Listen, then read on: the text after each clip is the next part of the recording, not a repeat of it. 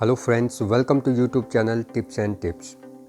13,000 नौकरियों पर मंत्रिमंडल लेगा फैसला, 2 विभागों में होगी भर्ती। राज्य के 2 सरकारी विभागों शिक्षा और पीडब्ल्यूडी में 13,000 मल्टीटास्क वर्करों की भर्ती का फैसला अब कैबिनेट में होगा। दोनों विभाग अलग अलग अगली कैबिनेट में इस बारे में पॉलिसी को लेकर जाएंगे। शिक्षा विभाग में पॉलिसी में संशोधन हो रहा है, जबकि लोक निर्माण विभाग के लिए पॉलिसी ही पहली बार बन रही है। दोनों विभागों के लिए ये पद पिछले बजट भाषण में मुख्यमंत्री ने दिए थे और अब चुनावी वर्ष में ये भर्तियां होनी हैं। हालांकि चुनावी साल होने के कारण इन भर्तियों की राह भी उतनी आसान नहीं। इसकी सबसे बड़ी वजह यह है कि पॉलिसी में यदि कोई कमी रह गई तो इसे कोर्ट में चुनौती दी जाएगी। शिक्षा विभाग में 8,000 मल्टीटास्क वर्कर अंशकालीन जलवाहकों की जगह रखे जा रहे हैं और इस बारे में पहले बनाई गई नीति के रूल 18 को सरकार को वापस लेना पड़ा था। कोर्ट में बहुत सारे केस जाने के बाद सरकार ने खुद ही मुख्यमंत्री के विशेषाधिकार वाले इस क्लॉज को हटा दिया था। पॉलिसी में भर्ती का दूसरा तरीका एसडीएम की अध्यक्षता वाली कमेटी का है। सरकार ने हाई कोर्ट में ही कहा है कि रूल 18 के प्रावधानों को रूल 7 में ही जोड़ा जाएगा, इसलिए पॉलिसी में संशोधन की जरूरत है। 2 रोज पहले शिक्षा मंत्री गोविंद सिंह ठाकुर जी ने मंडी में कहा था कि मल्टीटास्क वर्कर्स की भर्ती जल्दी ही शुरू हो जाएगी। इसके लिए सभी पक्षों से चर्चा अभी चल रही है और अब कैबिनेट में ही ये संशोधन होगा। दूसरी तरफ लोक निर्माण विभाग में मामला कुछ और तरह का है। यहाँ मल्टीटास्क वर्कर के 5,000 पद भरे जाने हैं, लेकिन पॉलिसी अभी फाइनल नहीं हुई है। इस ड्राफ्ट पर कार्मिक विभाग और वित्त विभाग से राय ली गई थी, लेकिन नियुक्ति की प्रक्रिया को लेकर कुछ सुझाव कैबिनेट ने पहले दे रखे हैं, जिनको इनमें शामिल किया जाना है। वित्त विभाग ने इन भर्तियों को जल शक्ति की पैरा वर्कर्स पॉलिसी के तहत करने का सुझाव दिया था। हालांकि पीडब्ल्यूडी इस पर कितना सहमत है, ये पॉलिसी जब सामने आएगी तब पता चलेगा। लोक निर्माण विभाग में लेबर की बेहद कमी है, इसलिए मुख्यमंत्री ने पिछले बजट भाषण में 5,000 पद इस विभाग को दिए थे। ये बात अलग है कि पूरा साल बीत जाने के बाद भी ये भर्तियां नहीं हो पाई हैं।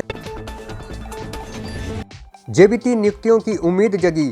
जोधपुर से गए केस में सुप्रीम कोर्ट ने नहीं दिया स्टे, अभ्यर्थियों के लिए राहत। जेबीटी की भर्ती के मामले में एक तरफ जहां राज्य सरकार ने रिजल्ट घोषित करने के लिए विधि विभाग से सलाह मांगी है, वहीं दूसरी ओर सुप्रीम कोर्ट से भी जेबीटी अभ्यर्थियों के लिए एक राहत भरी खबर आई है। जोधपुर हाई कोर्ट ने जेबीटी बनाम बीएड जैसी ही केस में फैसला जेबीटी के हक में दिया था, जिसके खिलाफ सुप्रीम कोर्ट में याचिका दायर हुई थी। सुप्रीम कोर्ट में शुक्रवार को हुई सुनवाई के दौरान इस मामले में स्टे नहीं मिला है, यानी जोधपुर हाई कोर्ट की जजमेंट पर रोक नहीं लगी है, जिसके तहत एनसीटीई की उस चिट्ठी को निरस्त कर दिया गया है जिसके आधार पर हिमाचल हाई कोर्ट में जेबीटी के खिलाफ फैसला हो गया था। इसके बाद अब राज्य सरकार यहाँ भी जेबीटी का रिजल्ट घोषित कर सकती है, चाहे वह कमीशन का हो या बैच वाइज का हो। हालांकि रिजल्ट घोषित करने से पहले राज्य सरकार ने लॉ से इस बारे में राय मांगी थी, क्योंकि हाई कोर्ट ने इस केस में अपने ही फैसले पर स्टे लगा दिया था और साथ ही नोटिस भी जारी कर दिए थे।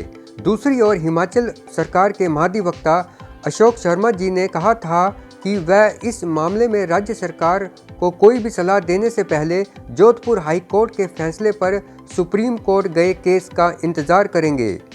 क्योंकि अब इसमें स्टे नहीं लगा है, इसलिए आने वाले दिनों में जेबीटी रिजल्ट घोषित करने की संभावना बन गई है। सुप्रीम कोर्ट में इस केस की सुनवाई अब 22 फरवरी को होगी। गौरतलब है कि जेबीटी कमीशन जो 12 मई 2019 को दिया था, उसका रिजल्ट अभी तक नहीं आया है।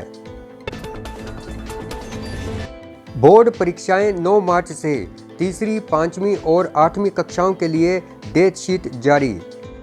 हिमाचल प्रदेश स्कूल शिक्षा बोर्ड ने ग्रीष्मकालीन स्कूलों की तीसरी, 5वीं और 8वीं कक्षा के नियमित विद्यार्थियों की वार्षिक परीक्षाओं की डेट शीट जारी कर दी है। ये परीक्षाएं 9 मार्च से शुरू होंगी।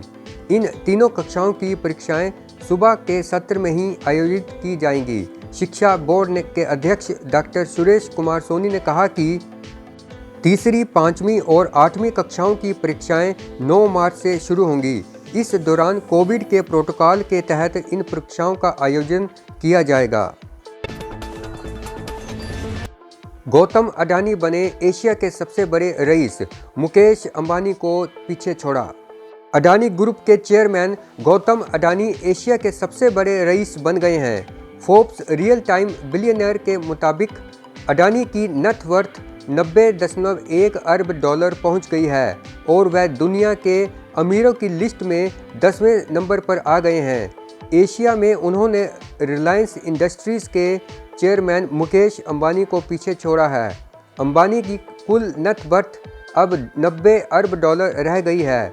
फोर्ब्स रियल टाइम बिलियनर के मुताबिक अडानी की नेटवर्थ अंबानी से 10 करोड़ डॉलर अधिक है।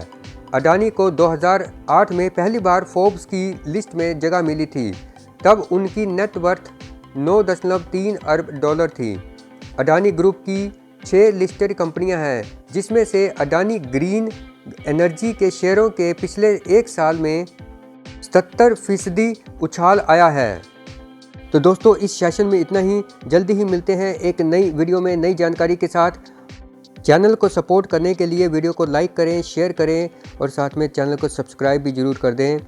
Thank you and have a nice time.